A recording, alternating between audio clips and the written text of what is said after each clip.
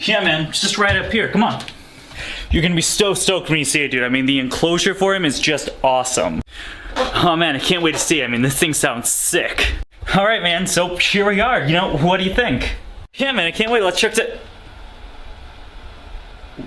What is that? Yeah, man, it's the new enclosure people are doing these days. They call it a grow tent. Grow tent.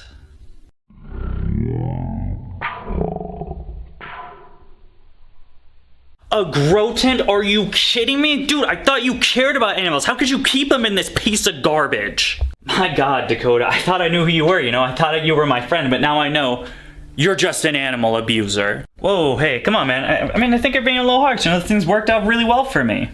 Yes, yeah, that's one. Oh, I'm sorry, I couldn't hear it, so I was too busy calling the authorities for animal abuse.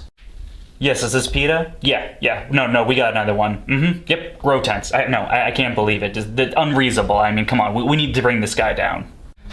I mean, seriously, PETA? Come on, man. I thought we were buddies. Look at him. You know, he's a completely healthy tegu. What's the problem? All right, you've been banned from every Facebook group, and you are out of the Reptile Experts Club.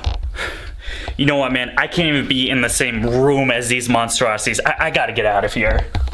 Whoa, no, come on, man. Hang on, come on. You disgust me. Now, I'm sure if you're a tegu owner and you keep your tegu in a grow tent, you've definitely heard that before.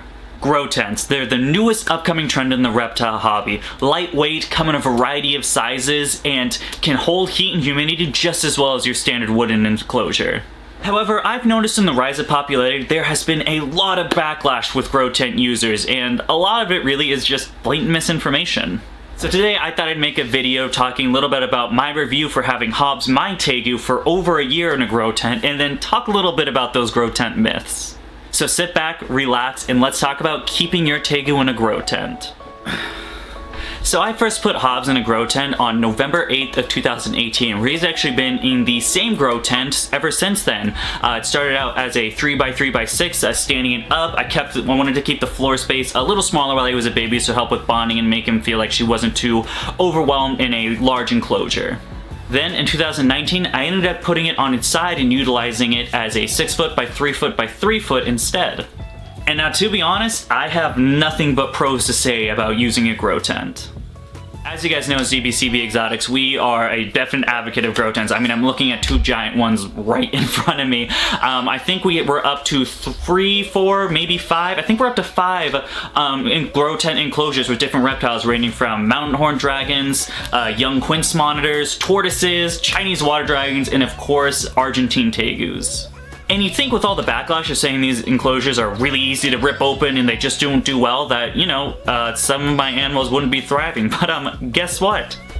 They all do. In all of my grow tent enclosures, I've had zero issues with any escapees, any, you know, not being able to provide the proper husbandry via, you know, heat and humidity that these enclosures can use. Things like this, I've really, no issues. I don't understand. Now, I can understand the backlash that some grow tents may be getting from, you know, the wooden enclosure keepers. I mean, come on, cringe? I mean, I get it, you know, these guys have spent hundreds of dollars and put a lot of time in creating these custom wooden enclosures, and now you have someone like me, a Joe Schmo, coming in here with a $70 grow tent that is doing the exact same thing. That's gonna push some buttons, hey, I get it, but that does not justify the actions of people just blatantly spreading misinformation and these grow tent myths to try to, you know, make themselves feel better, I guess. I'm gonna get a lot of backlash from those wooden enclosure people. But I don't want to just talk about, you know, how good all of my animals are doing. I mean, like I said, 5 grow tent enclosures over a year now. You know, none of my animals went blind. None of my animals broke out of the grow tent. What's going on, guys? Why aren't these bad things happening? But I'd like to dispel those common myths that you hear all around the Facebook forums and the groups and things like that. But to do that, we are going to take a trip up into the breeding facility and hang out with Hobbes. Number one, the walls are so thin. They're going to rip right through. The tegus have sharp claws. They're just going to claw right through that thing. Well, here we have a grow tent being in a 15-month use of starting with a baby tegu to a 1.5-year-old tegu now, and would you look at that, you know, check out these walls, pretty pristine, not even any claw marks in there. Strange, you would think a tegu would claw right through these, but he's not. Myth number 2, you can't see out of him. What's the point? It's just a box. If I want to see my tegu, there's no viewing window. Huh.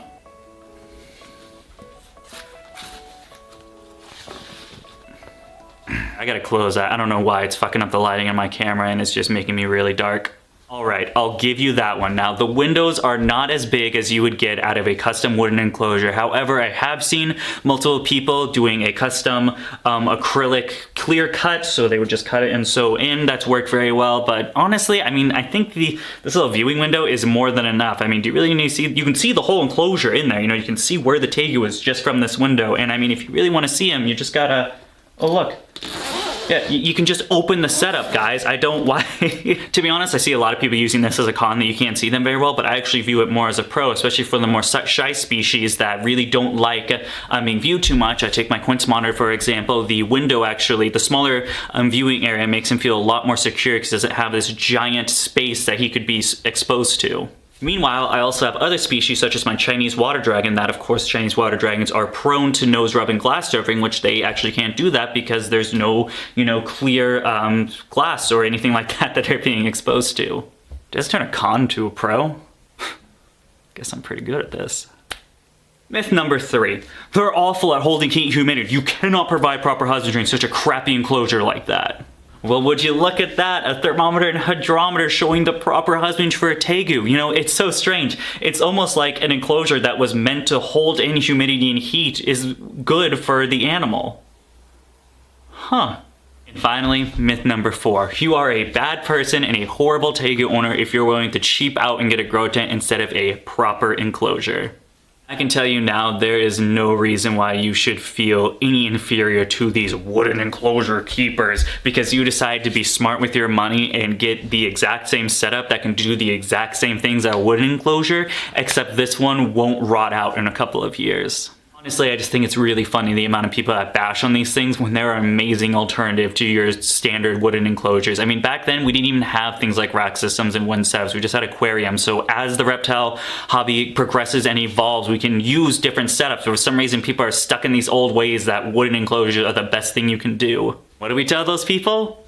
That's right, they're dumb. Alright guys, I think that's pretty much it. I guess we'll do the rest of the video just checking out Hobbes. I really only did this video because you guys want to check out the tegu, and I've seen comments like in this Facebook group, actually telling people they're gonna ban people if they use grow tents. I mean, how small-minded can you be by fucking, just because you don't believe that this is a good setup, you're just banning people? I mean, come on. So yeah, let's go check Hobbes out. Ugh. Where are you going, bud? Oh, jeez. Okay, there we go. Alright, so of course, Hobbes is still here and he's still good.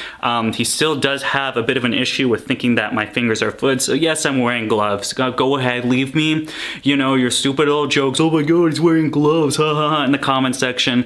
I don't feel like getting bit anymore by my naked hand. That's just, it's not fun. This definitely is something we are going to be working more on now that he is up and awake. We're going to be working on target training and things like that, just showing that he can still be a good, friendly little tegu. You know, he just has some problems, you know, figuring out, you know, what's hands and, you know, what's actual food. But we'll definitely be doing more tegu content as the days goes. I'm so happy he's finally awake. I feel like it's been forever. He is just going right back into his enclosure now. I guess he doesn't want to be on camera, so we're gonna wrap it up there, guys. Well, alright guys, I guess we're wrapping it up. So, if you liked the video, please feel free to give us a thumbs up. If you want to see some more of my animals or breeding products, you can follow me on Facebook and Instagram at DBCB Exotics. And also, of course, we have the Herp Hour on Twitch now. That is the podcast that I do with Professor Herp. Right now, we are getting ready to do it with Neptune the Chameleon. I think this video will go out before that podcast. It should. So, Neptune the Chameleon, if you guys want to do listen to a little podcast about chameleons, it's definitely going to be one you don't want to miss. So, the Herp Hour on Twitch. We do it at Saturday at 5 p.m. Eastern Standard Time. Whatever time zone you're in, you'll have to adjust for that is. But yeah, that's it. Have a great day. Goodbye. Hey guys, this is like the third wardrobe change that you've seen. I've been making this video for like 2 or 3 days now, and after editing it, I've realized it's kind of too short. I think it's only 8 minutes long right now. So let's feed the tegu.